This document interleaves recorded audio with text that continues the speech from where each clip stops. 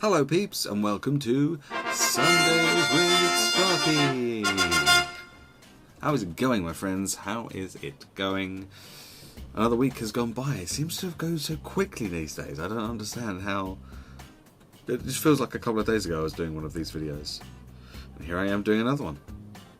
So, I hope you've had a good week. I've had a reasonably good week this week. I was going to do something. Oh, my neighbours are doing stuff. I hope you can't hear that. It's really annoying. Because they weren't doing it, and as soon as I start to record is when they started doing it. Anyway. Yeah, I did a live stream of Gauntlet not too long ago. No, not Gauntlet. I keep wanting to call it Gauntlet, and it's not called Gauntlet, it's called Ziggurat. I did a live stream of Ziggurat, and I was going to use some of the footage from that to make like a one-off Wednesday. Unfortunately, I am a massive noob when it comes to streaming, and so I hadn't got the recordings thing turned on. So yeah, so there's no video of that. There probably won't be a next time for a while because my headset broke. My Turtle Beach PX21s, they broke, and I've tried to tape it back together, but as you can see, this bit here has is almost come away entirely from this part here. So I've tried to tape it back together so that it doesn't actually fall apart, but it's incredibly loose and incredibly uncomfortable to wear for longer than like 10 minutes. Anyway, videos this week we had number 11 of Through the Dark Portal, number 3 of Miss Lethal with Super Vin 47. Vin's been great with those games, and well, we had our podcast, by the way. I don't know if you saw that. So I would imagine that the VOD will probably go up on Vin's channel at some point. And we're also talking of doing possibly doing an arena run together at some point, and that will probably go up on his channel as well. So stay tuned for that. Make sure you subscribe to his channel so that you can see it when it happens. And we had the first priest deck in a long time for Big Deck Player this week. The anti-meta control priest. Really enjoyed playing that priest. I've still got it in my deck listing for when I'm playing, because good priest decks don't come around very often, so I wanted to kind of make the most of it. So that's the videos that we had this week. As I say, I really wanted to stream more this week, but as I say, I can't wear that headset for longer than like 10 minutes before it starts to hurt, because it kind of does this to my ear. It kind of rests on the top of my ear like this, and it's after like for a little while it's okay, and then after like 10 minutes I'm just like, I want to rip this off my head. So yeah. So movies. First off, I went to the cinema. Went to see Jupiter Ascending. Wasn't as good as I was hoping it was going to be. Because it's the Wachowskis, I kind of have this high bar for where I'm expecting the movie to be. Because The Matrix was so fantastic. And I've kind of held everything else that they've done to that standard. If you've seen any kind of Disney film, that's what it kind of reminded me of. It reminded me of like a science fiction Disney film, and that's not what I was hoping for, unfortunately. I think it's a 12A, and for people sort of around 12, 13, 14, it's probably fantastic because they probably haven't seen as many movies as I have. But I didn't think that anything that they did in this movie was particularly original. Some of this artwork and stuff was quite cool. Some of like the creature design was quite cool, and the costume design was cool, and the spacecraft stuff was cool. But none of it was kind of like, wow, I've never seen that before. It was like, oh, okay, they're kind of doing that. Right, okay, I get it. It's not going to win any awards, I don't think. So, yeah, I would not bother going to see that at the cinema because it's just not as good as it should have been, or could have been. Maybe, I don't know. It's just not all that great. So yes, that's what I saw at the cinema. I also watched Edge of Tomorrow with Tom Cruise and Emily Blunt, which I've seen before. I saw it at the cinema. I've probably talked about it before. It's kind of like a sci-fi Groundhog Day kind of thing. The alien design in this was fantastic, because alien design in this, I'd never seen anything like it before. So yeah. Yeah, I thought this was really good and really interesting ideas and story. So that's cool. If you haven't seen Edge of Tomorrow, you should probably check that out. And then what I was originally planning on doing was doing like a 6 Degrees of Separation, and going from that movie to another movie, and then seeing if I could link them with like various different actors and actresses and stuff.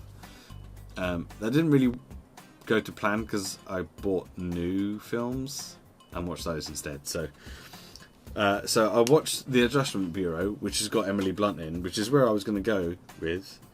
So there was always a link. So the next movie after this, because this has got Matt Damon in, I was probably going to watch something that also had Matt Damon in. But yeah, that didn't happen, so I didn't have to worry, really. It also has Anthony Mackie, who plays Falcon in Captain America: Winter Soldier.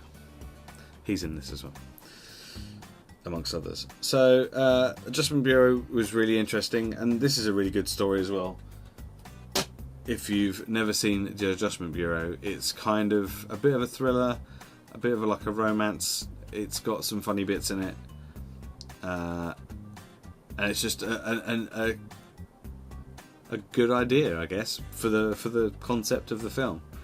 And if you haven't seen it, then you probably should. And Matt Damon, you know, he's pretty good in most things, so can't really go too wrong. And then I got the 2 new ones. Now this is A Million Ways to Die in the West. I was really unsure of this as to whether this was actually going to be any good, and I kind of took a bit of a risk with getting it, because I was like, I don't think this is going to be very good. And I actually laughed a lot watching this film. It's one of the few films that I've watched and laughed a lot, because most of the time when I watch movies, there's usually one or two things that make me chuckle, but the rest of it I'm just like, oh, that was good.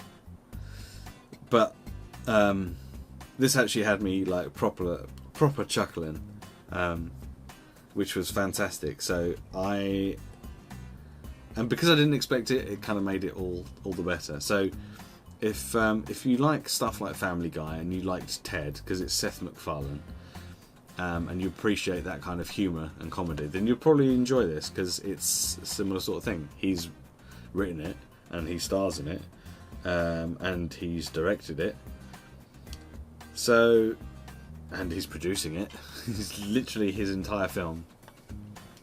Yeah, and it's good, and it doesn't take itself too... I mean, it is a Western, but it doesn't take itself seriously at all in any way, which you wouldn't expect, really, being a comedy. And then finally, I watched Gravity.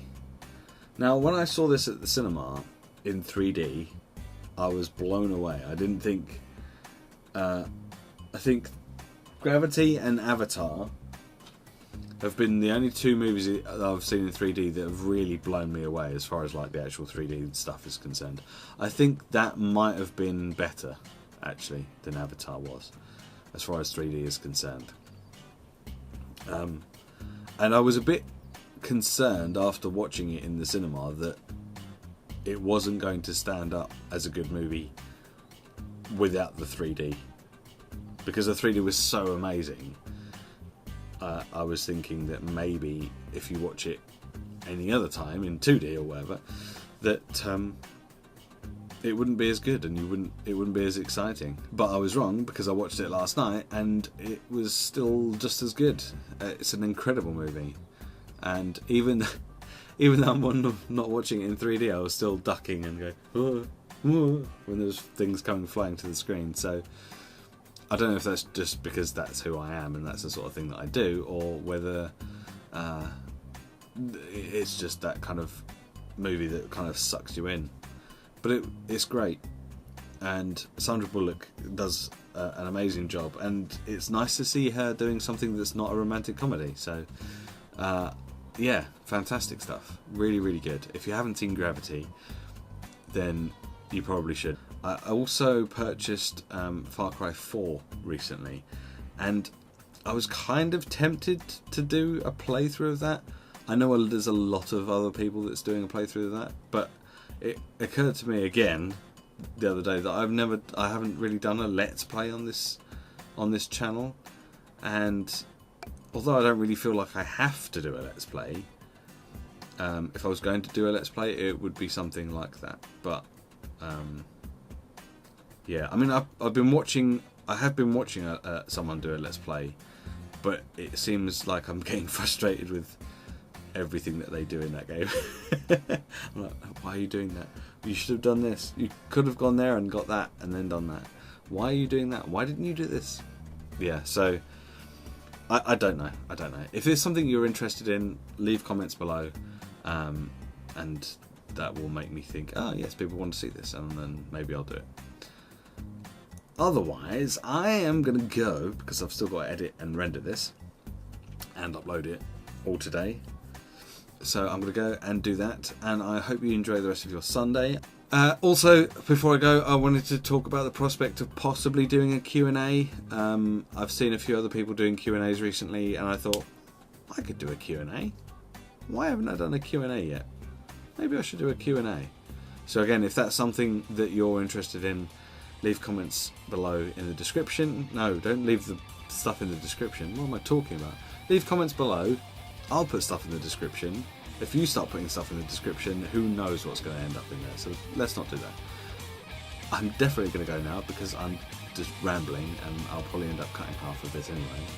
And I will see you next week for more nonsense.